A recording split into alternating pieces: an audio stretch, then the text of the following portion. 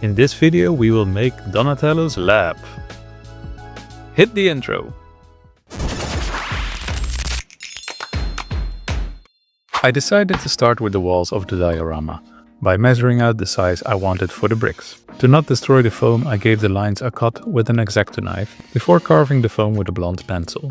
After adding all the vertical lines, this step was done. Tedious work, but always a satisfying result. For the back wall, I rolled up some tin foil to add extra brick texture to the clean foam. This is always a cool trick. Off camera, I have spray painted the walls. However, I didn't give it a base layer of primer or acrylics this time, as I thought this was not needed. But this resulted that the spray paint was eating away the foam. Lesson learned for next time. To cover this up, I cut out some pieces of foam paper that will represent the plastered wall. This will do the trick.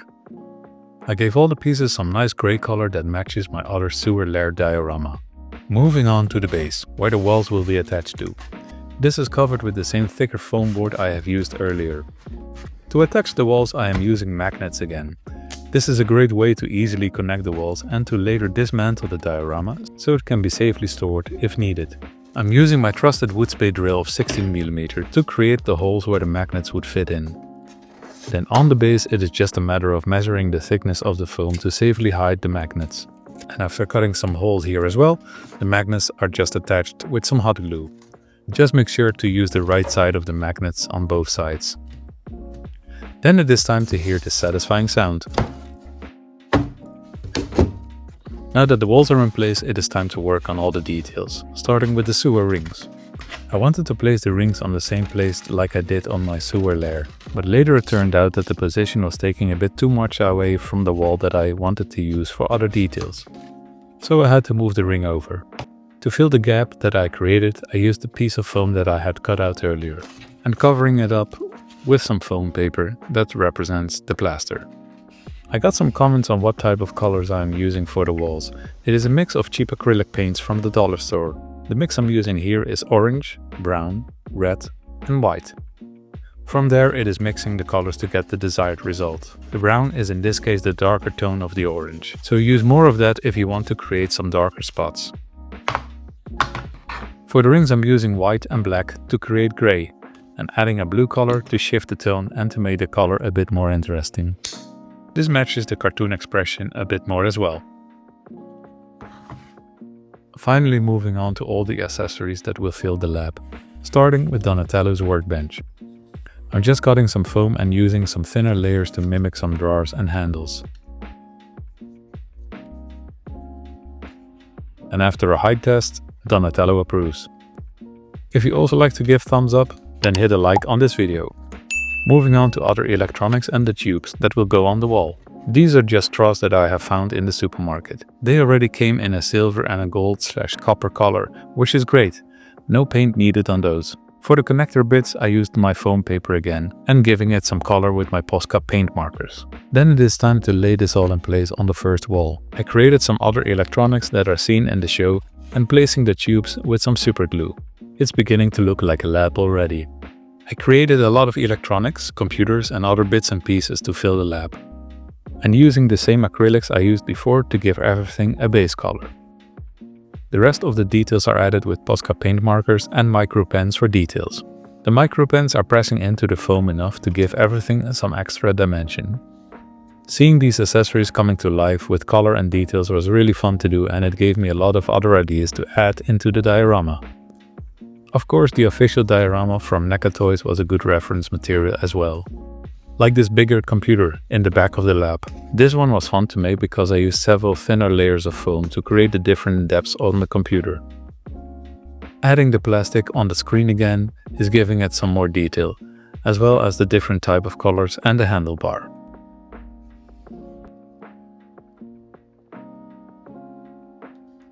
And adding some tubes makes this one done as well.